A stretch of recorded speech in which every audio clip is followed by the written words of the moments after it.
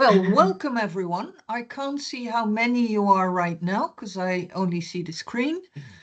But this is the GOVTRUST webinar series from the University of Antwerp, and GOVTRUST is a center that focuses on trust and distrust topics in governance, public governance. And we've been running this program, this center, since 2019. So we're now on the second run. And the webinar today is based on a chapter of the Handbook on Trust in Public Governance that was published earlier this year. And we're very happy and fortunate to have Chris Long and Sim Sitkin willing to present their paper of their chapter in this handbook. But as a first brief context, I want to give you an overview of the handbook as a whole, and then you can see where this webinar fits within that handbook.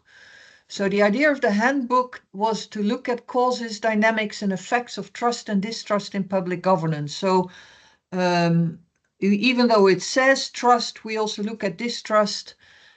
We take a cross-disciplinary approach. When I was approached by Edward Elgar, the publishers that I've published with before, and they asked me whether I was interested in editing this handbook, I immediately thought we need to really bring all these different disciplines together that, for the large part, sort of within their discipline, publish around trust and distrust, but bring them together and give people an overview of what's happening in all these different disciplines, or as many as we could gather.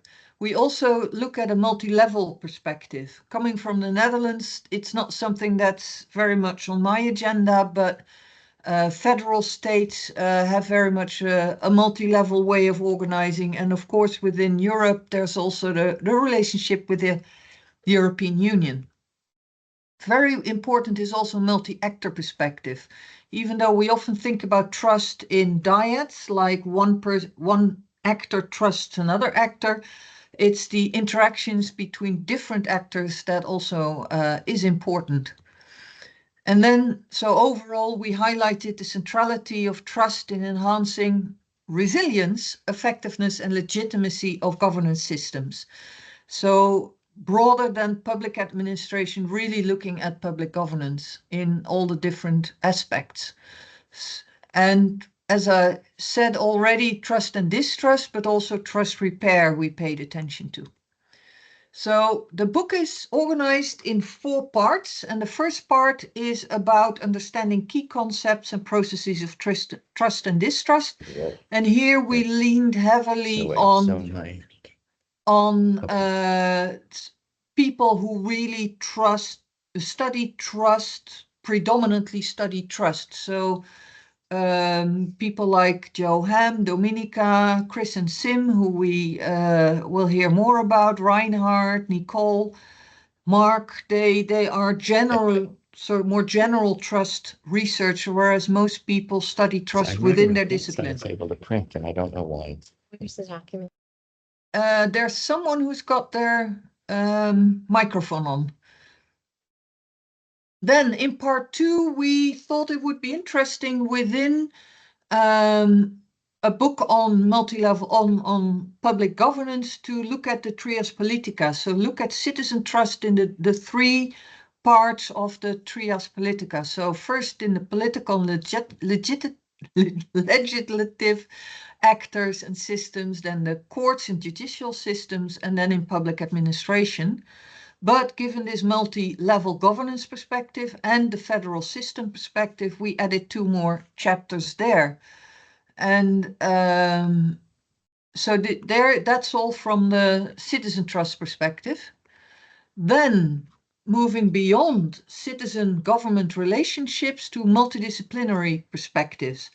And we have a range. Here you really see the different disciplines coming alight in the different domains where trust is and has been and is studied.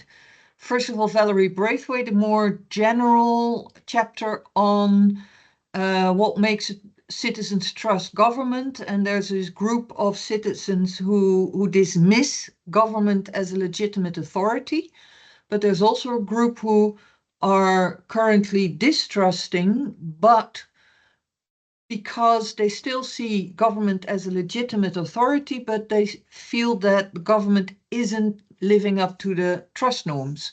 So there's still a relationship possible with that group. Then we look at power vulnerability. We look at trust and identity in environmental governance. We look at corruption. We look at participatory engagement, which is important in the citizen-government relationships. And then the last chapter, last chapter is about trust in crisis situations that rally around the flag effect. And that is largely based, but not purely based on COVID times. And to reverse, which is equally important, but so much understudied, is the public officials' trust in citizens.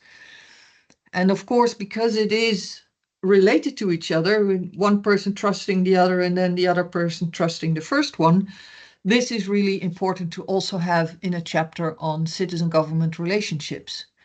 Then the last part is between public organizations or within public organizations. So first, a chapter on trust and regulation, based largely on work done within a European project on trust in governance and regulation in Europe. Then trust in public networks and public-private partnerships, government contracting, those are all between organizations, and then two within, trust, control, and motivation within public organization, and trust in public sector work and the role of public service motivation, and focusing on multi-level trust relationships within organizations. So these are the 26 chapters in the book. And we're now ready for Chris Long and Sim Sitkin to present their chapter. And I leave it to them to introduce themselves if they feel the need. But they're both very accomplished trust researchers, and we're very happy to have them present this chapter.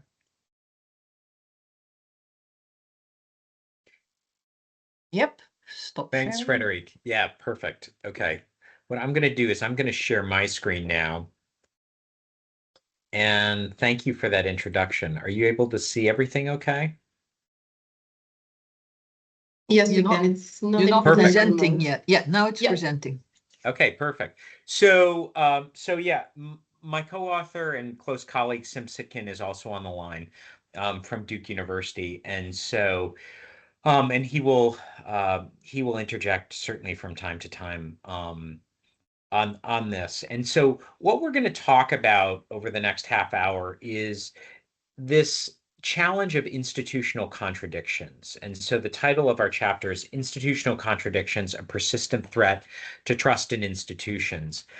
And so what I wanted to do actually at the outset is just talk a little bit about how this research stream is continuing to evolve and sort of where it began. So several years ago, I think it actually began during the COVID period.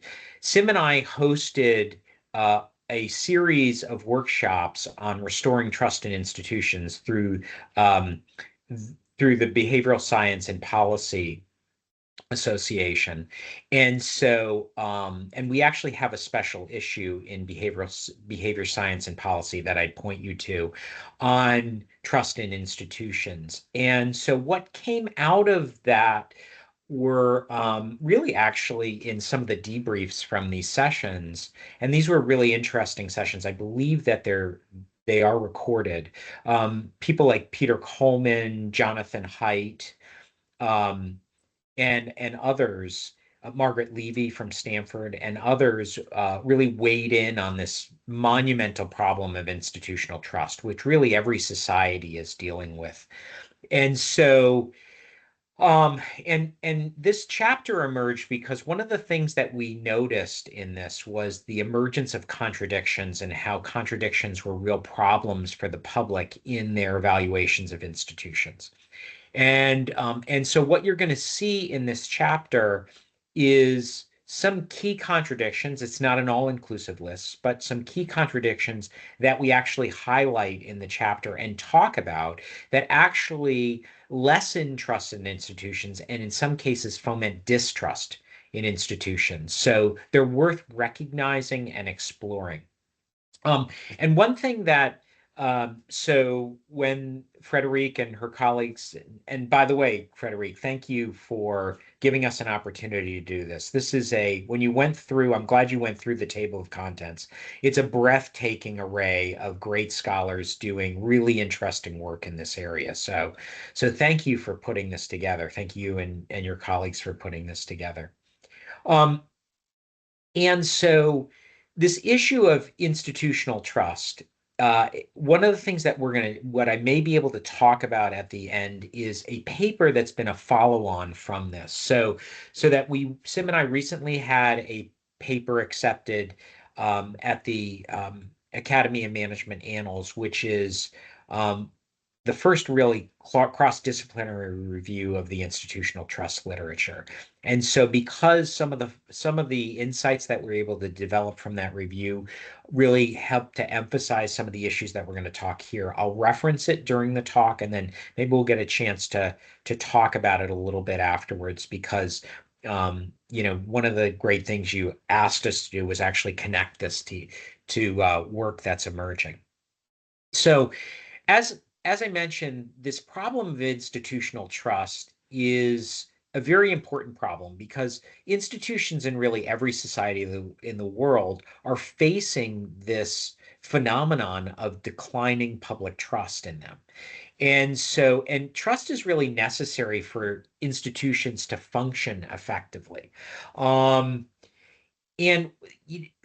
while there's a lot of work on this, scholars are still hard at work trying to really understand some of the core dynamics of institutional trust, of institutional distrust, and really importantly now about institutional trust repair. And how do we actually get back or develop institutions that can really engender higher levels of trust and confidence from the public? And so just to level set, so on a couple of key terms, institutional trust or institutions, excuse me, are organizational structures, processes, policies, roles that embody meaning that transcends their mere physical form. So, for example, the King or Queen of England means more than just being a head of state. And there are a variety of other examples we could provide of organizations or institutions, both in the public sector and in the private sector, that actually are examples of entities that transcend their mere physical form. So recently in a talk, we talked about Disney, how Disney means many more things to many more people that transcend its mere form as an existence as a corporation. In terms of why institutions are important because stakeholders rely on them to manage risk and uncertainty. They rely on institutions to do things that they otherwise couldn't do themselves. We rely, for example, on financial institutions to help us sort of manage our money. We rely on educational institutions to impart knowledge that would be hard for us to gain merely by ourselves. And so this concept of institutional trust is really rooted in stakeholder psychology. And it's a psychological state comprising the intention to be vulnerable or accept vulnerability to an institution based on positive expectations of that institution's intentions, decisions, and actions. And so to the extent that we have confidence in institutions, that gives us institutional trust and also institutional distrust. There are institutions now that have lost our trust, that we're confident in now that they will not do good things for us. And so we also want to be aware of that. One of the things that has continued to emerge, and we appreciate Frederique and your colleagues' opportunity to do this paper, because it helped us clarify this idea about institutional logics. And what we put forth in the Annals paper that's coming forward, and that really emerges in this chapter, is this concept that stakeholders' trust in an institution is really dependent on their assessments of that institution's logic. And that institution's logic is defined as, and there's a vibrant literature on institutional logic, especially in the sociological field, and that these are cultural elements. So these are beliefs, values, normative expectations, also embodied within structures and routines and rules and norms by which people, groups, and organizations make sense and evaluate everyday activities. And so institutional logics are important. In general, they're important for this paper because they help us understand how institutional representatives will decide and act in the future. So as a result, it helps us predict how an institution is going to act in the world and specifically towards us. And institutional logics manifest in a variety of ways. Three categories that we've identified are through the decisions and actions of institutional representatives, the formal institutional mechanisms like policies or official acts of institutions, and also informal institutional mechanisms, the culture that they have, the norms and the values that they express through what they do. Help us understand what is the logic that's driving an institution to do what it does. Now, the challenge comes in the fact that institutions have to exist in very complex environments. And so the acronym VUCA, which stands for volatile, uncertain, complex, and ambiguous environments, really create challenges for institutions to address. Oftentimes, they have to address a variety of different influences and challenges and opportunities that they want and need to engage. And what happens oftentimes, if it's not managed effectively, is that institutions develop competing logics. And we're going to talk about some examples of this in a minute, but competing logics, which oftentimes present really stark contradictions to the world, where institutions are trying to do multiple things, and oftentimes those things appear to be actually opposing each other. And for stakeholders who are observing the institution operating, its decisions and its actions, it creates a sense of confusion that diminishes or decreases trust in that institution and can foment distrust in certain situations. What we're going to do is talk over the next few minutes about 5 institutional contradictions that we describe in depth in this paper. And we also actually relate to other really interesting work in that piece that highlight the challenges of institutional contradictions. The first one is adaptation and learning versus stability and execution.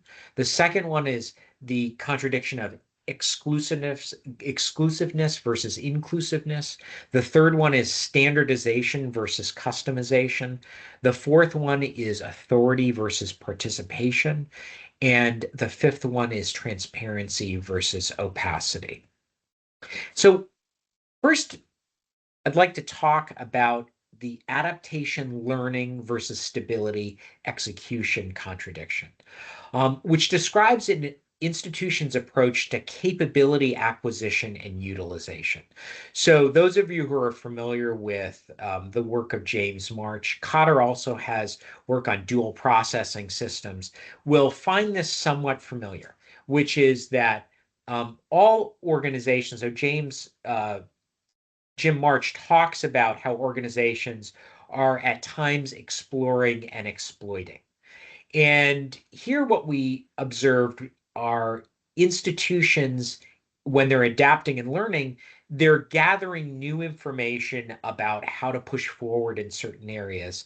And then when they're really being more stable and focusing on executing, they're effectively utilizing existing informations that they have. Information that they have.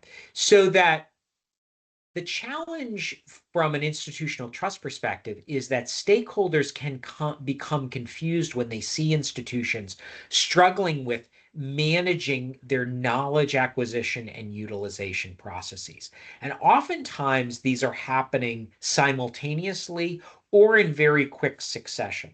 And so one example of this is how healthcare institutions really struggled during the COVID pandemic, where they were trying to assess how they could effectively address the challenges presented by the COVID pandemic, while also executing on what current knowledge was, while we were actually developing a better understanding in real time of what the virus was, how it was evolving, and how to best address it over time.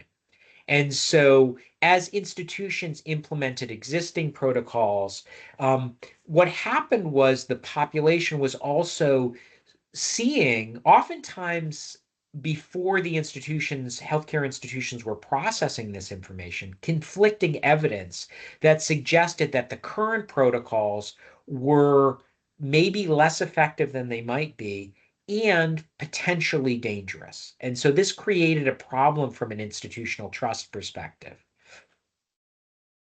A second contradiction that we like to talk about is exclusiveness versus inclusiveness, which describes ways that institutions manage boundaries and memberships.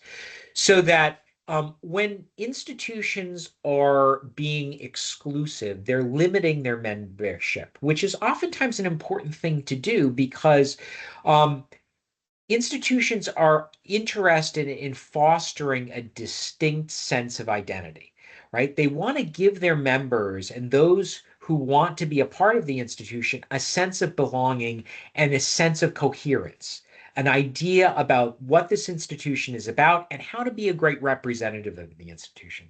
At the same time, institutions are oftentimes trying to expand their membership and being more open and flexible with it. In order to promote diversity and also embrace new possibilities, new populations that may be coming into its scope of operations, and other types of contingencies like that.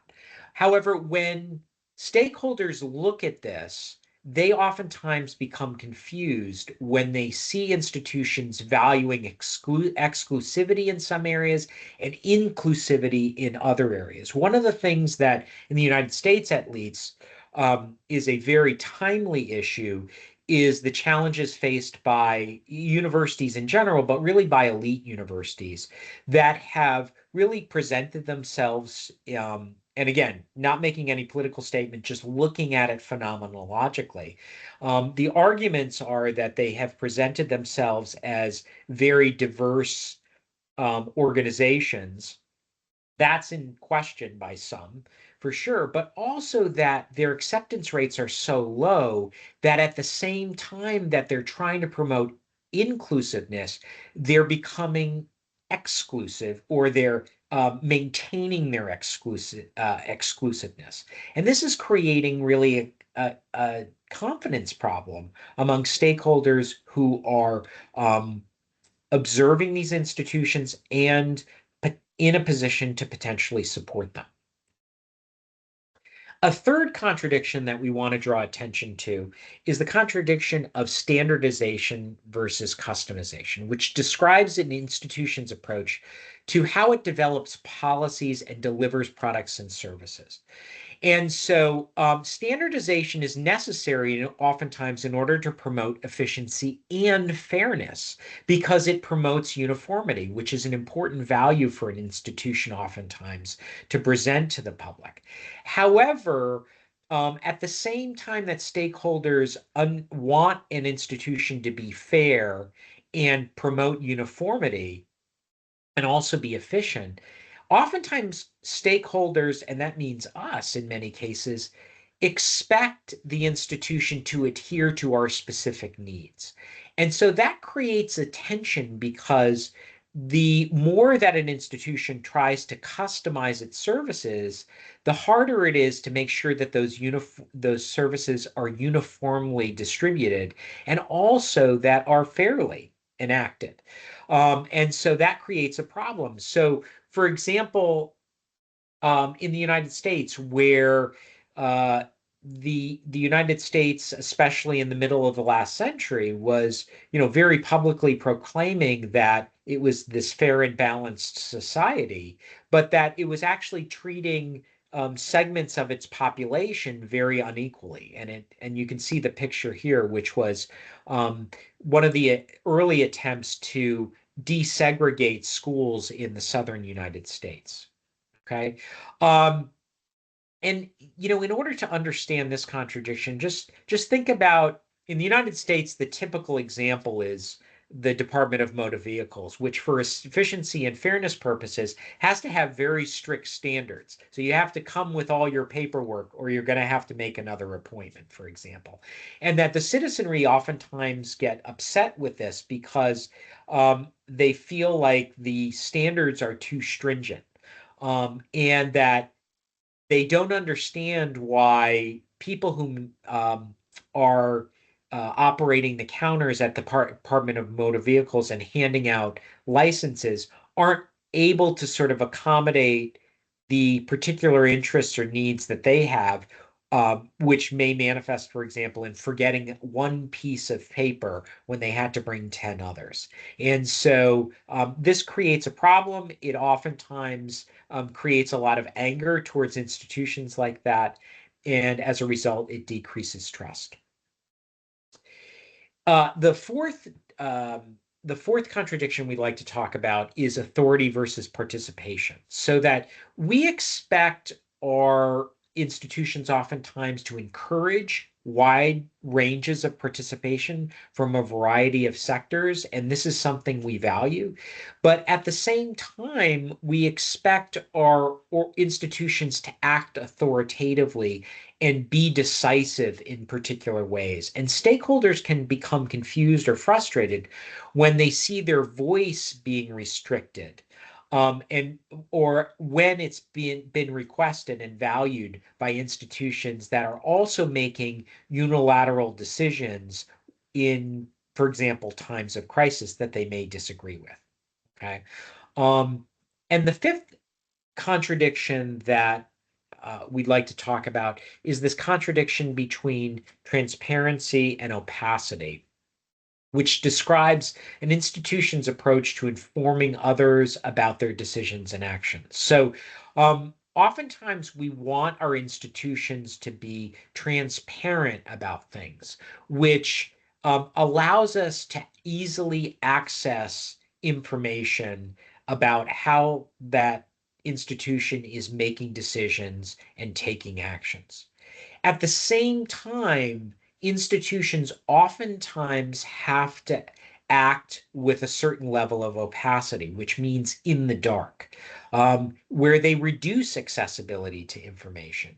And stakeholders in these situations can become confused when they see institutions being transparent in some areas and opaque in others. And so we're seeing this actually playing out in real time with the recent attack by the bombers on the Iran nuclear sites, where the public wants an element of transparency from the government, and many want more transparency about what's happening.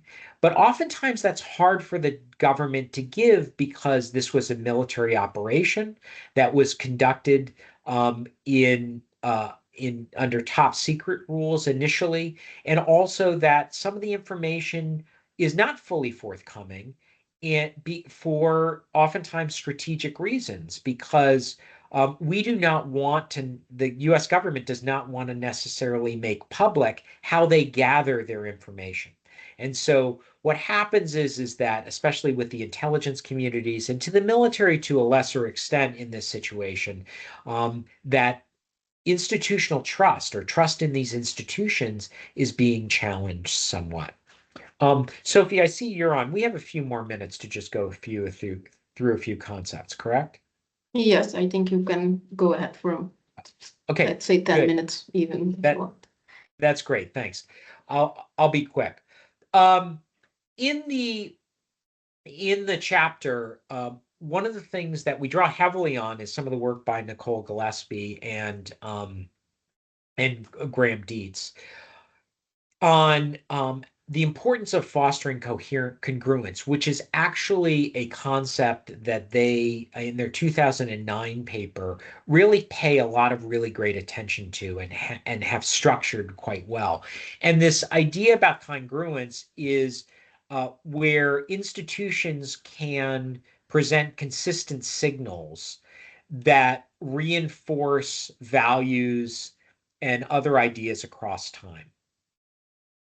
One of the things that we talk about in the chapter is that leaders and representatives, it's important for them to be able to acknowledge contributions and work with stakeholders to remedy these contradictions. And also that it's important for institutions to explicitly signal their competence, consideration, and credibility to stakeholders in ways that those stakeholders can understand and value. And what I'd like to do now is just go on to talk about sort of how our thinking on this has continued to evolve since the chapter. And so it should be coming out in a matter of days on the Academy of Management site. But we just had as I mentioned, a paper accepted there on the role of institutional logics in institutional trust formation, a cognitive frames perspective. And there what we do is we conduct the first really comprehensive cross-disciplinary review of the institutional trust literature. So many academic disciplines have an institutional trust, pretty vibrant institutional trust stream. And so we reviewed institutional trust research in the management and organization literature, sociology, psychology, political science, medicine, law, and education. And that from this, we were able to do a variety of things that we think are valuable for the field. Provide a definitive conceptualization of institutional trust. We really try to focus the field on this idea that institutional trust is oftentimes dependent on the assessment stakeholders make of institutional logics, and that what stakeholders are trying to do is understand the logic of the institution, because that logic is what drives the decisions and actions of representatives. And those decisions and actions of the institution and those institutional representatives about what that institution is doing in the world, and also what that institution is doing for, or because of the stakeholders who are observing them. One of the other insights that we present in that paper is that when you look at the institutional trust literature, it's oftentimes it provides many different perspectives on how institutional trust is formed. And what we were able to identify is that there are really 4 cognitive frames that stakeholders use and that have emerged in the institutional trust literature. And these cognitive frames are the lenses through which stakeholders assess institutions, try to understand their logic, and also assess the trustworthiness of their institution, of those institutions. And then we also describe 3 mechanisms by which those stakeholders assess the institutional logics. I'm not going to spend a lot of time on this. I know time is running short here. I will tell you that what we suggest is the particular cognitive frame that a stakeholder uses to examine an institution differs according to 2 factors. One is their psychological proximity to the institution, and secondly, it's the perceived integration of the institutional system. So it's how concentrated the institution is. And concentrated institutions are those institutions where stakeholders see from the vantage point they see them, they perceive that the institution and its representatives are all heading in the same direction and making more unified decisions and actions, and versus more diffuse institutions where they're more networks of agentic actors that may or may not be driving in the same direction. What we present in that paper is that there are 4 cognitive frames that, again, are differentiated by the psychological proximity of the stakeholder to the institution, and also how concentrated or diffuse that institution appears to be. So when a stakeholder is very close to an institution that they see as concentrated, they tend to use what we're calling an institution as agent frame. So they rely oftentimes on their interactions with institutional representatives to understand that institution's logic and assess its trustworthiness. Concentrated institutions that we look at from afar, we tend to use the institution as organization frame. We view these institutions like BMW, McDonald's, the Army as a concentrated institution where many of the representatives are heading in the same direction, manifesting the same values, and enacting the same norms. And so we sort of view it as an institution, and we rely on various mechanisms to assess that.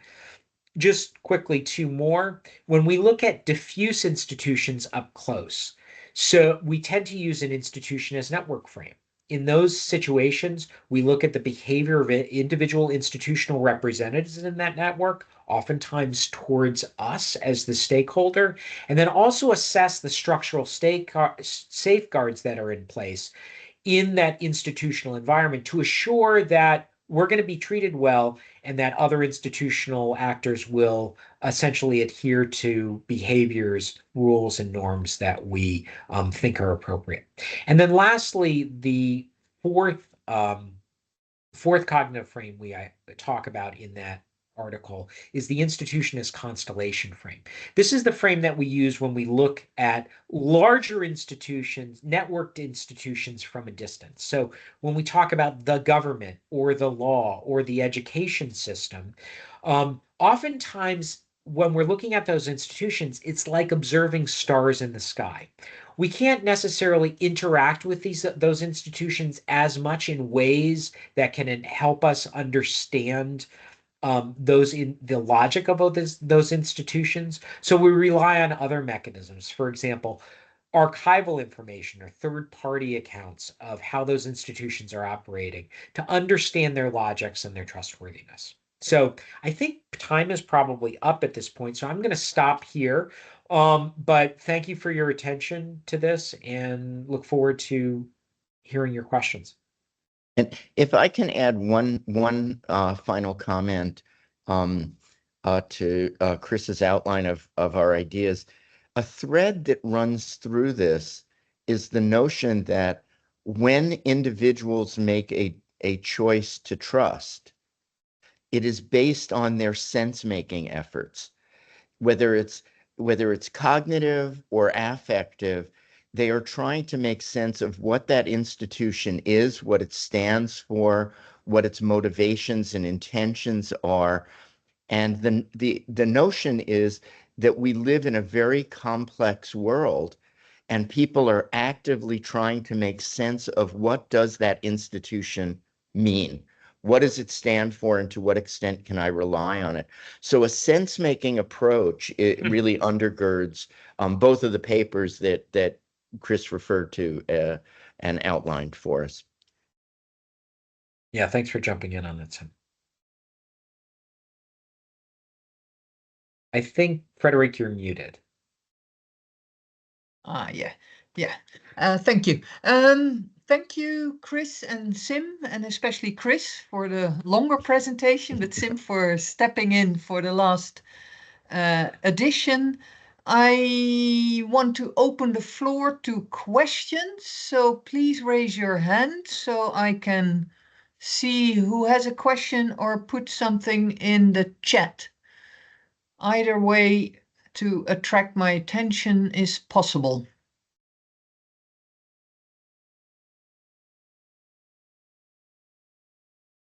Anyone with a hand up? We have a question. Yeah. Koen, please ask your question. Hi, Chris and Sim. Thank you very much for a very interesting chapter, of course, but also a very interesting presentation, and also this follow-up work that you have been able to publish in a great journal. So it really is nice work, and it also resonates a lot because so I've been doing with colleagues some work on trust in regulatory regimes, and a lot of the things that you're talking about resonates. So one of the but I'm not sure how you relate to it, because then you come into these difficult discussions of trust and distrust. But basically, in a lot of interviews, what we experienced, something which allowed us to explain something from the survey from different actors. So it was not citizens, but actors like politicians about administrations, or regulators about interest groups, and the other way around. What you often got was that they say, yeah, we trust them for this, but we don't trust them for this, or we distrust them for this. And often, so for example, and that resonates with this congruence, yeah, the institution itself is fine, but we get this inspector and he acts differently than we would expect, or the central offices are fine, but these decentral parts are doing something totally different. And that seems to resonate with this idea of congruence and this kind of, as if they see different logics and different activities. And my question would be, but I'm not sure if it's a good question, but of this discussion between trust and distrust, is it two dimensions, or can they coexist? Do you think it would explain, your framework might explain a bit of these kind of findings, whether they're actually different or not? You might experience them differently in your empirical material, but because a lot of the interviews actually point to this kind of incongruence and this kind of idea, but what kind of logic do they have? They exhibit different signals. So I'm not sure if it's, Chris, can I hop in on this, this one? So I think one of the values of the way that we've framed this is that it allows you to tackle the issue you're raising, which, by the way, can work the other way around. It could be, I distrust the institution, but I think you as a representative of it are a good guy. Or, as you said, it could be that the representative is a problem, but I trust the institution.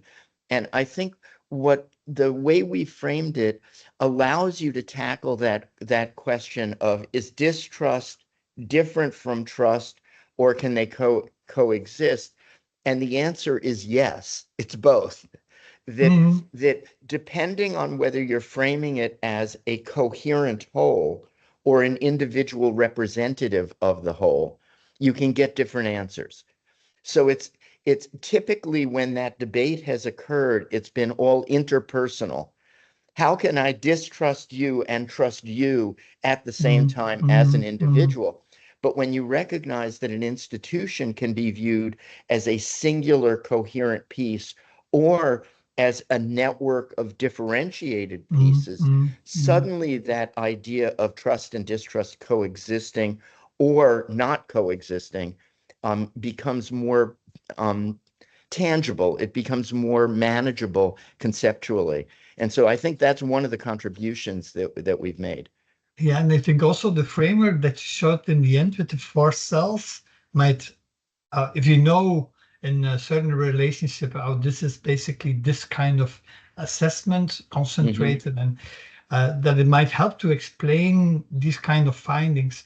It also reminds me of this kind of idea of the paper of Hugo and I think it was Gillespie from 2017, where they talk about this relational ambivalence, that basically the relations are multiplex and they help all kinds of things happening at the same time, and you get different signals. So also, the institutional angle allows us to in turn take that idea and apply it to individuals as well, because it has been argued in some literatures, for example, individuals are not singular.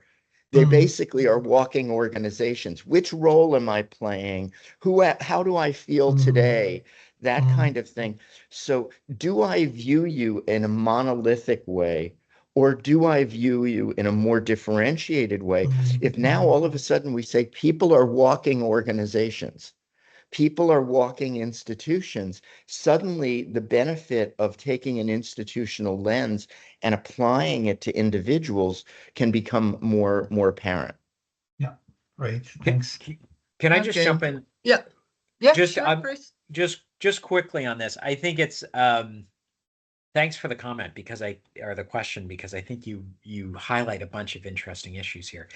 One of which is that one of the things with institutional trust that we really want to highlight, and that this concept of contradictions allows us to highlight, is that when institutions force us to exert more cognitive effort to understand their logic, that compromises trust. That in itself compromises trust. And so, and also, if you think about institutions, these lenses as agent, as organization, as network, or as constellation, that one of the things that may be interesting fodder for future research is that, we want institutions, we want to be able to use a particular lens to look at institutions. This is an empirical question, right? And so, for example, those of us who are not in the military, right, probably want to view the military as an organization. It's doing its own thing, and I don't have to worry about it. It's going to take care of things. It's going to do things in the right way. And, so we want to trust it, and we don't want to have to think about it. But to the extent that we have to think about this in some instances, that may actually be a real one of the things that compromises institutional trust, because institutions are forcing us to exert more cognitive energy to understand what their logics are, and as a result, that's a problem. However, institutional leaders that can identify those challenges and contradictions and then speak to them and say, here's what it's saying, here's what we're trying to do with this, that oftentimes ends up mitigating the trust problem. If I can add on this and also get to one of the questions that's in the chat, which I think is very relevant here, is the world is getting more complicated in a whole variety of ways. Like Chris referred to VUCA. It's more volatile, it's more uncertain, it's more ambiguous, it's more complex, and it's only going to get more so. So the challenge is, what do you do about that? And that's why I highlighted before the sense-making function, that if individuals or institutions recognize what Chris was just talking about, people don't want to put in the extra effort to get the understanding that would allow them to trust, but they really want to trust. So individuals, individual leaders, and institutions need to put in that extra effort to make sense of things for people so they can more readily trust without too much extra effort. In other words, are you doing the work for them? Think about this as an author. Are you doing the work for the reader to understand more clearly what you're trying to say? Or do you just say, well, if they're smart enough, they should be able to figure it out? No, you try to write so it's clearer. Well, institutions and individuals who want to be trusted need to put in that extra effort to make sure that what they've done is coherent, is relatable to the individuals. And ironically, in some other work Chris and I are doing on leadership, one of the things we found is the area of leader behavior that is the weakest is what we call contextual leadership, which is helping people make sense of the world that they're in. So in the future, this becomes a more and more important function of leadership.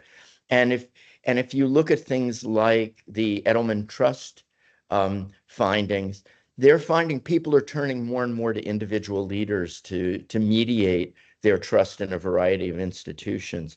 So I do think that sense-making function is one of the critical ways to address this.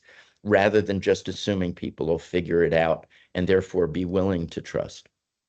Okay, thank you, Sim and Chris, for these elaborate answers. We've covered 2 questions. I want to go to this next hand up. Chiara? Yes, that will be me. So thank you so much for the presentation. I'm a PhD researcher at the University of Antwerp, and I'm working on crisis governance. I think you can see where my question will go. I wanted to ask you about the contradiction between standardization and customization. And I feel there, if you think about crisis governance, indeed, this context brings, you can think of both as valuable, I think. We've had prioritization of certain indeed groups in society, but also really standardization when it comes to crisis measures. And I wanted to ask you indeed whether you could reflect on this contradiction in that context. And then if I can ask a small second question, when you talked about congruence, I was thinking whether it cannot be that conflict or awareness of conflict can also reinforce values and not just congruence. I think when you were talking about leadership, I think that already hints at it, whether a certain type of leadership can help with that indeed discussion of the conflict, and instead of just talking about the pushing the congruence, well, in times of crisis especially, but I think also in normal times, if we will have those. Thank you so much already for your discussion. Yeah, I'll take that. So Chiara, can you just on this second point, because you, I think, are deep in this research, which is great. Can you talk about what you're seeing related to conflict and conflict management on your second question, right? That congruence isn't the only answer, but it's actually that I think you said conflict actually is one of the ways that can that institutions can help to manage this. Is that correct? Yeah, so right now in our department, we have a stream of research focusing on how conflict can actually help transformations. So that's not specifically my personal research, but it's been indeed a stream going on in our department.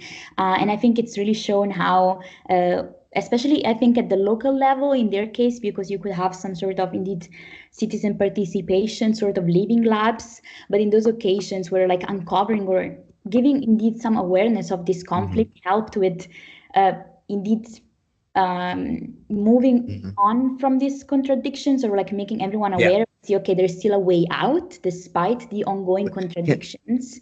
If I can hop in, Chris, for a second, it's part of it is not every conflict is resolvable, but an awareness, a clarity about what the conflict is and why there is an inherent conflict is in itself enhancing trust by making clear. So it's congruence in the sense that we're talking about is really it's coherence.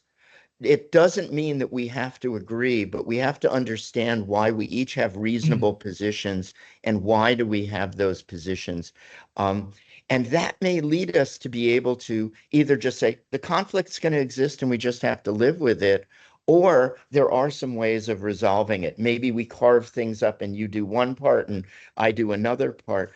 But again, this is helping people make sense of the situation rather than just sweeping it under the rug and hoping it'll go away. Sweeping it under the rug does not encourage trust. Providing clarity, coherence, and ideally congruence, but not necessarily, does enhance trust because it's clear you understand what's going on. You can respect the other party, even if you think they're dead wrong, and that you're being straightforward about what the issues are. I'm sensitive to that. There are a couple more hands up, and we're running out of time. But Chris hasn't really given his bit yet to that question because you started answering it. I'll be quick.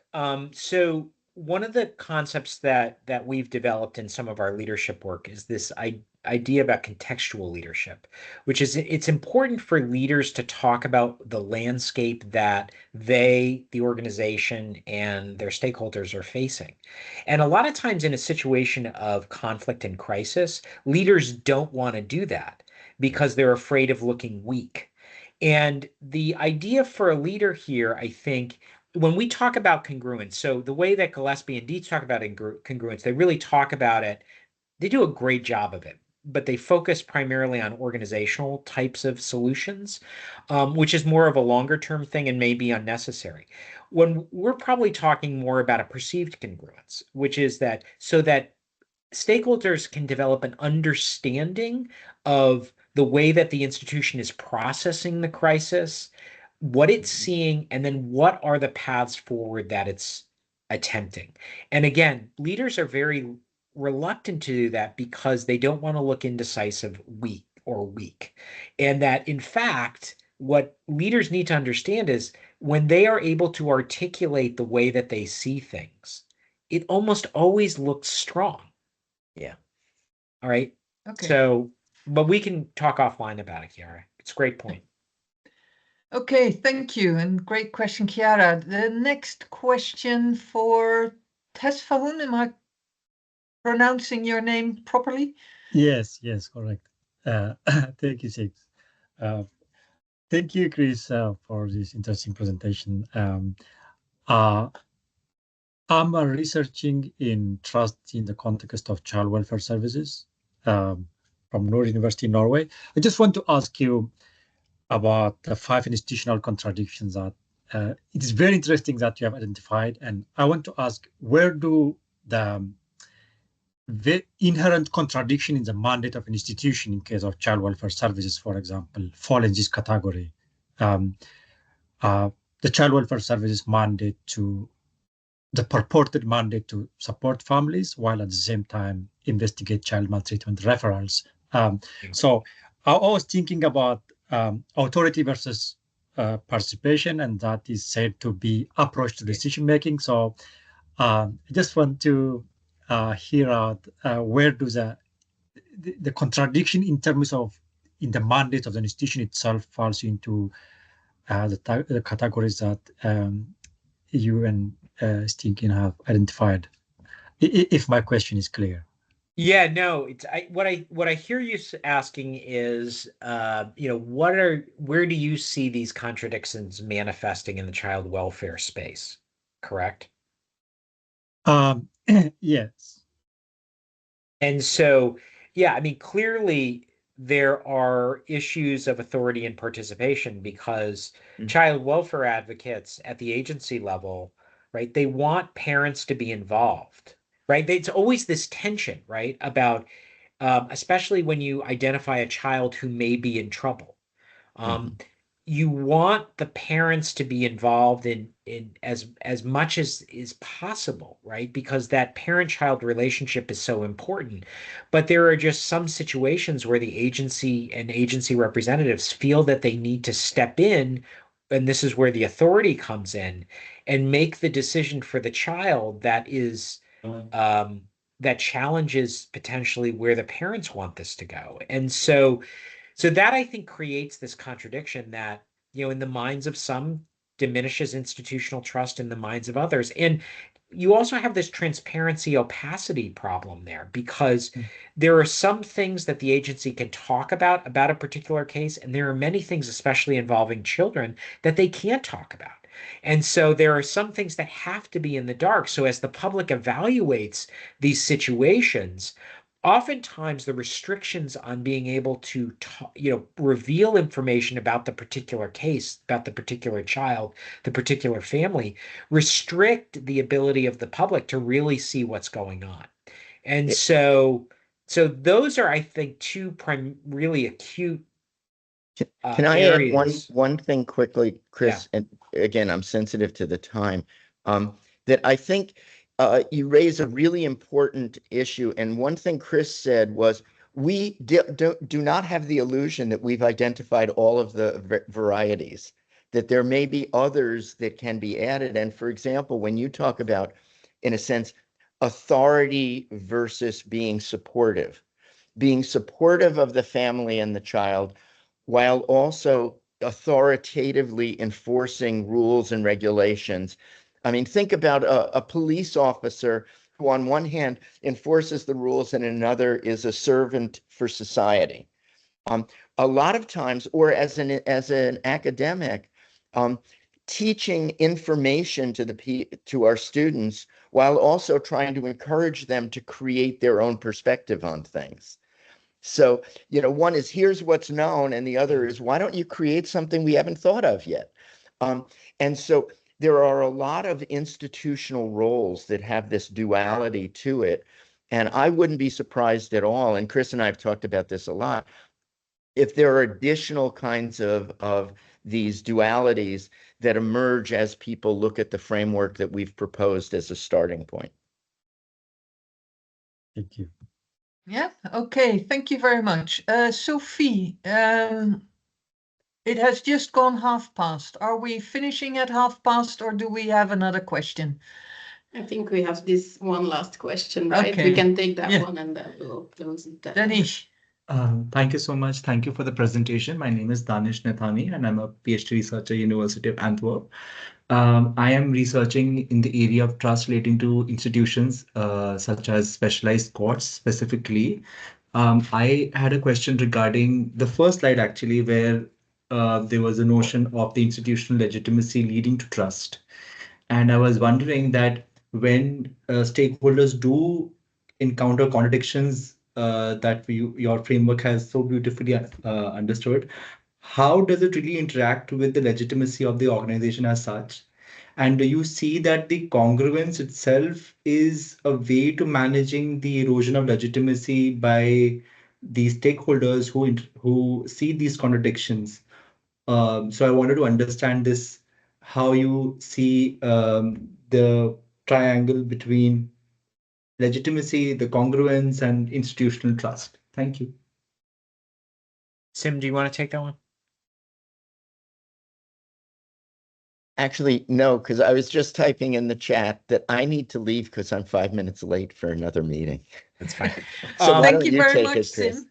Thank you Thank so Thank much. you No, it's all. okay. These were being here. great. Thank These were you. great Bye. questions and comments. Thank you. Thank you very So- much.